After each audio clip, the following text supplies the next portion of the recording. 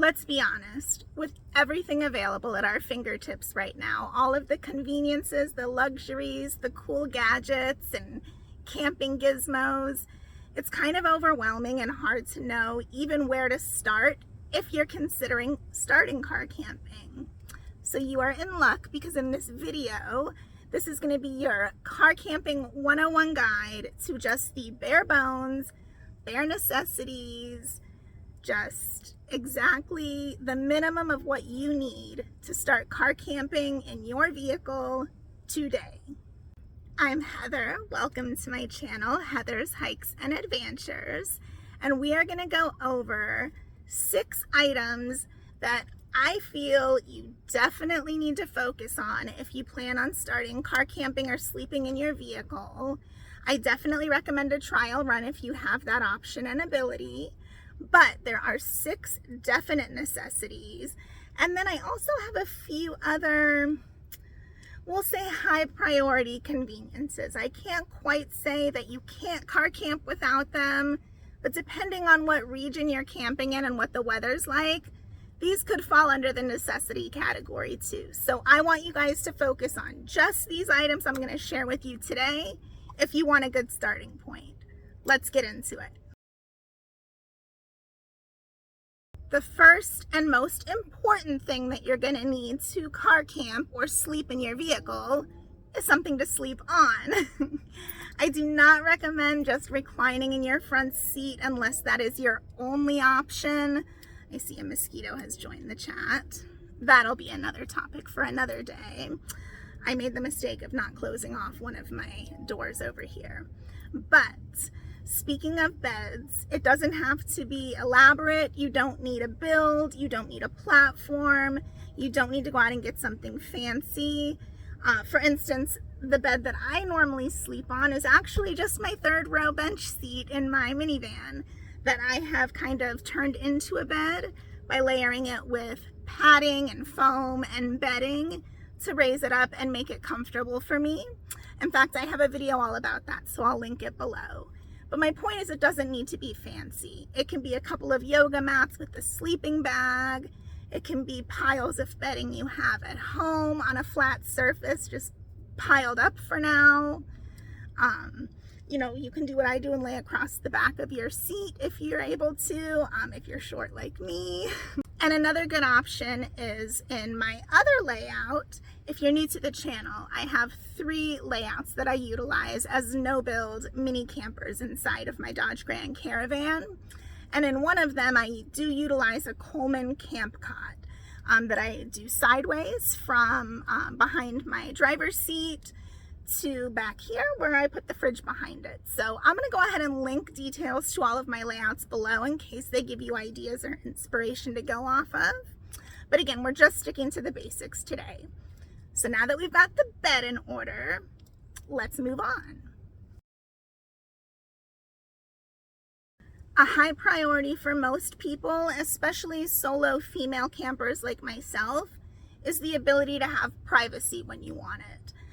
I don't love the idea of being in a fishbowl for anybody to just see walking by if I have lights on at night. I want to know that nobody is looking at me when I don't want them to be, and that I'm private and tucked away like I would be inside any sticks and bricks or any lodging. So there are many different ways you can accomplish this, from just tacking t-shirts over your windows to getting custom-made window coverings specifically for your vehicle. I did do the latter. I have WeatherTech window covers, but I also utilize a couple of simple options still that I've started from day one that I liked so much I just kept going with it. So let me show you those. I'm still utilizing the same pop-up windshield cover that I have been using for 2.5 years now that I got for about $5. So I'm trying to do this one-handed for you. Pop that open and stick it in place. See, it does a very good job of covering while still letting Fred breathe, my plant. And then over here, I just use the combination of these magnetic curtains over top of my window screens to allow airflow, combined with my rain guards. And as you can see, I have the custom weather text currently in my 3rd row windows. I do keep them in there all the time. And then at night when it gets dark, I'll just pop them in these main windows as well. All right, now let's talk lighting. So lighting can be as simple or as complicated as you want it to be. When I have my more deluxe setup, I like to put string lights up. When I'm just being simple, I have a USB light hanging over here. I have my USB rechargeable lantern here. And then I have my good old trusty $10 USB light bulb that just keeps going and going, that I absolutely love. It doesn't really matter what you use for lighting, or again, how fancy. Like I said, that was my $10 USB light bulb, and that is plenty bright enough all on its own. You just need something independent of the car lights, because you don't want to do anything to drain the battery once you turn the engine off for the night.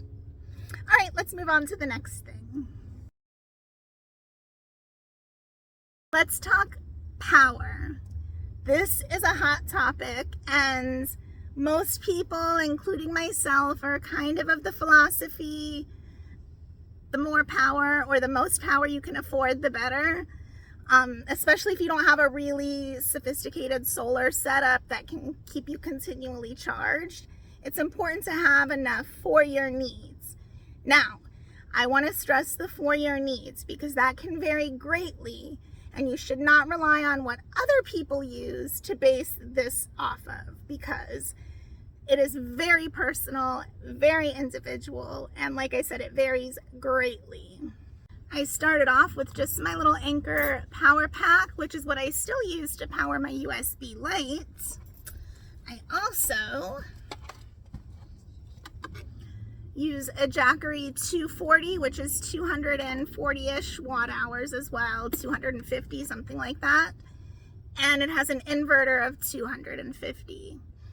So I can basically power anything that's 250 watts or less on this, not taking into account surge. But that is way too high level for this video. I will do a whole separate video on power. This right here would be perfect for laptop, phones, a Kindle or reading device, camera batteries, lights, fans, those types of things. Perfect for this, or even a low wattage heating or cooking appliance like the Hot Logic that is currently cooking my dinner on it. Conversely, I also have a 718 watt hour Bluetti power station and a 1000 watt hour Jackery station. The Jackery solely powers my fridge. Occasionally I'll use it for something else, but mainly it's devoted to the fridge. The Bluetti is my cooking station. That's what I use for all of my low wattage electric appliances, because I do not cook with fuel. If you cook with fuel, if you don't do a lot of work on a laptop and you don't have a lot of electric cooking appliances, you can get away with way less power than that. So I would not be the example for minimal power needs. I have camera batteries, 2 phones, one that I use for filming, one that I use for phone stuff, a laptop, you know, all kinds of stuff that I'm using it for in addition to cooking and powering a fridge. So I'm on the high end of what somebody would need.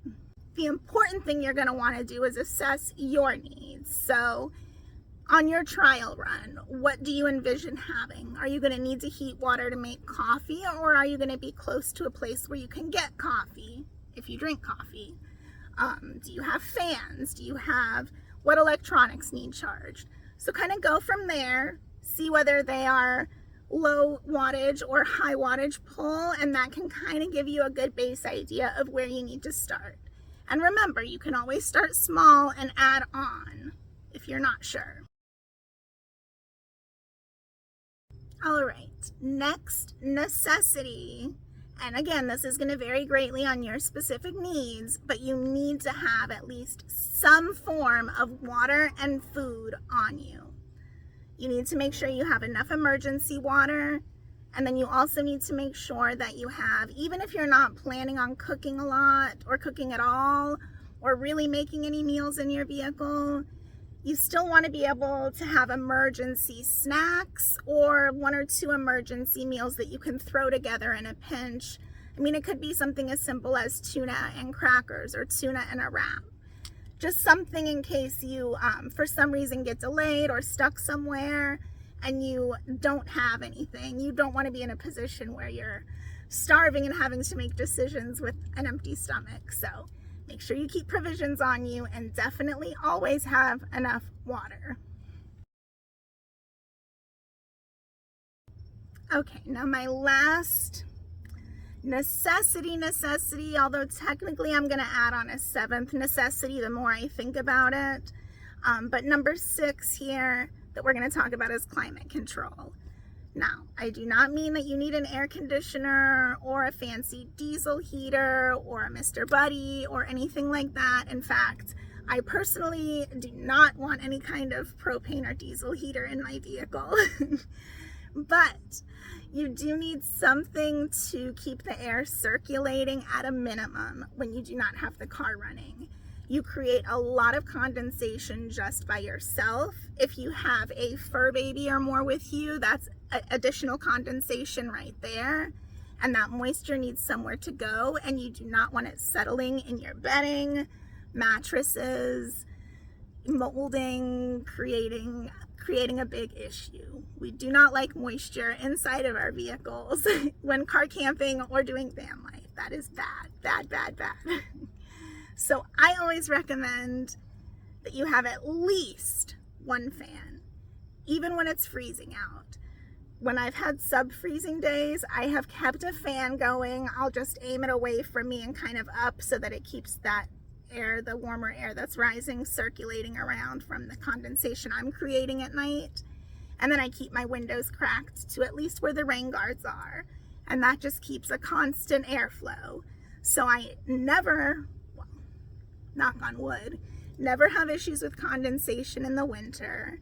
And even in humid Florida, as long as I keep my fans going and the windows cracked, I rarely have an issue with moisture.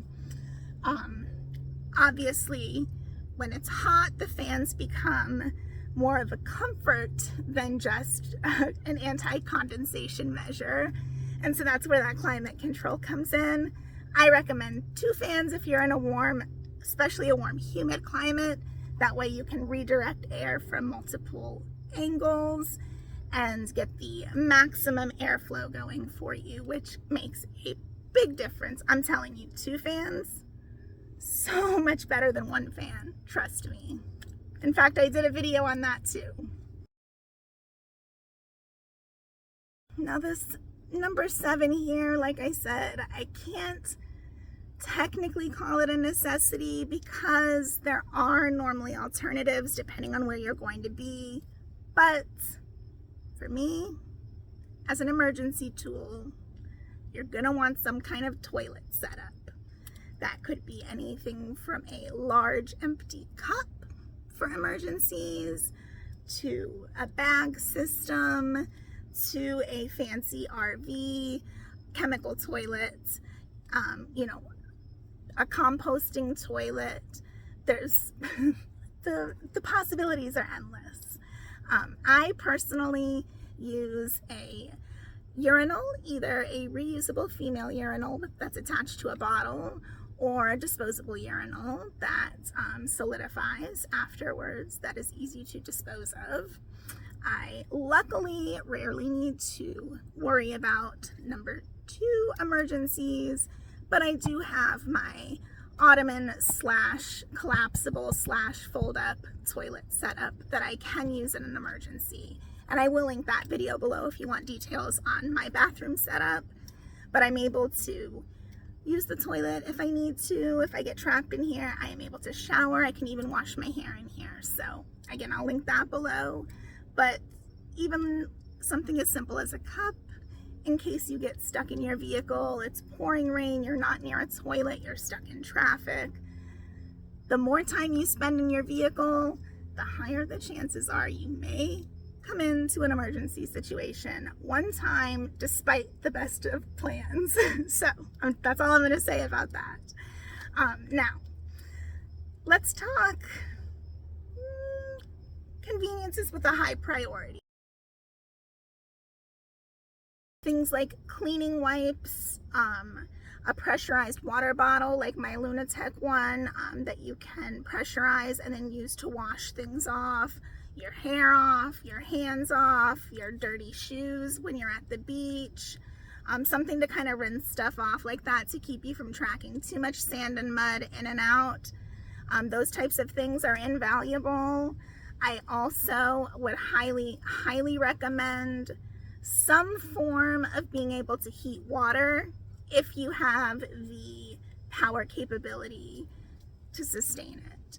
Because even if you're not a coffee drinker or a tea drinker, using dehydrated meals, little cup of noodles, just having a way to heat water on hand can make your life so much more simple. And one last thing I'm going to recommend that again is not a necessity to car camping, but chances are if you start to car camp on a regular basis, you're either going to be using campground bathrooms, public restrooms, gym restrooms, YMCAs, things like that. If you need to shower, get yourself a pair of shower shoes. Any kind of cheap flip-flop. You do not want to put your bare tootsies on the public bathroom floors. Enough said. If you are interested in additional luxuries or conveniences, I have done plenty of hauls and plenty of videos on product reviews and things like that to make your life easier at camp. So check out those playlists. I have one on all of my hauls, product reviews, cool gadgets, things like that. If you want more ideas. But again, I just wanted to keep this video super simple, super basic, so that you can kind of weed through all of the different cool gadgets that are so enticing, and you can avoid making the mistakes that I made at first, thinking I needed so much more than I really did. So get out there with the bare basics that I've shared with you. Find out what you personally think you need to add to that and go from there. It is so easy to get started and you can do it so cheaply. So I hope you found this video helpful, informative. I hope it inspired you to stop hesitating and get out there and give it a try if that's something that you've been considering. And I will see you very soon on the next adventure. Thank you so much for watching. Bye for now.